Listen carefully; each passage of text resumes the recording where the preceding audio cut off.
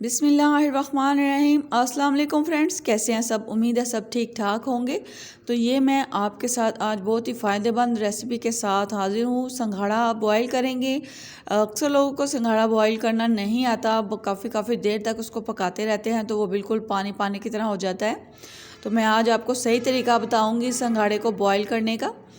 तो ये मैंने 1 किलो संघाड़े लिए हैं। ये आपने देखा है कि नोक वाले संघाड़े हैं, तो आपने भी इसी तरह के संघाड़े ख़रीदने हैं।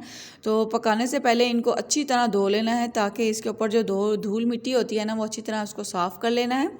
फिर इसमें 1 कप सिर्फ पानी इसमें डालना है। ज़्यादा भर भर के इसमें पानी नहीं डालना, सिर्फ 1 कप छोटा पानी का जो चाय पीने वाला होता है ना, वो इसमें डालेंगे। फिर इसको चूल्हे पे पकने के लिए रख देंगे।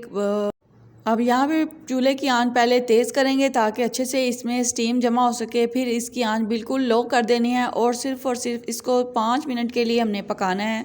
तो हमारा संघाड़ा जो है ना बहुत अच्छे से तैयार हो जाएगा। ज़्यादा टाइम के लिए इसको नहीं पकाते, सिर्फ 5 मिनट के लिए इसको पकाते हैं तो ये संघाड़े बहुत अच्छे तरीके से तैयार हो जाते हैं। जैसे कि सर्दियां स्टार्ट होते ही ये आम रेडियों पे मिलना शुरू हो जाते हैं। होते भी बहुत सस्ते हैं और कैल्शियम और विटामिन से भरपूर होते हैं। औरतों की जो हड्डियों में दर्द होती है ना, उनके लिए तो बहुत फ़ायदेमंद चीज़ है।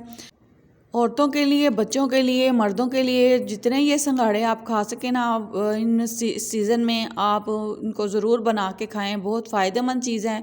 आप एक बार इसको खाएंगे ना तो आपको बार बार खाने को दिल चाहेगा।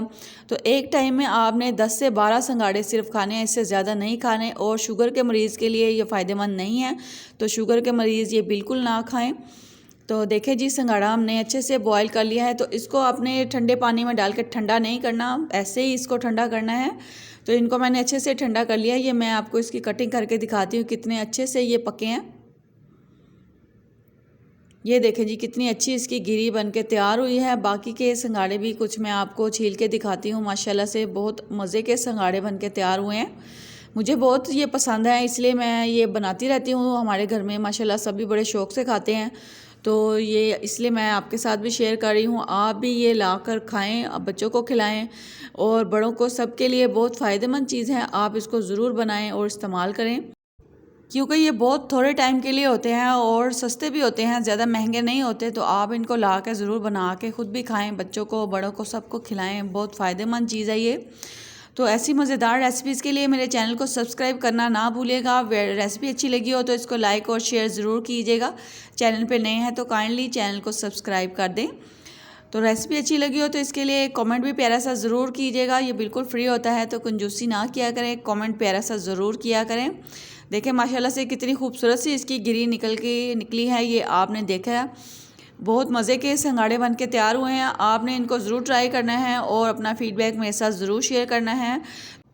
ऐसी बहुत सी मज़ेदार सी रेसिपीज़ मेरे चैनल पे मौजूद है, आप इनको देखें और घर वालों को बना के खिलाएं। इंशाल्लाह सबको बहुत पसंद आएंगी। मिलते हैं नेक्स्ट वीडियो में। अल्लाह हाफिज़।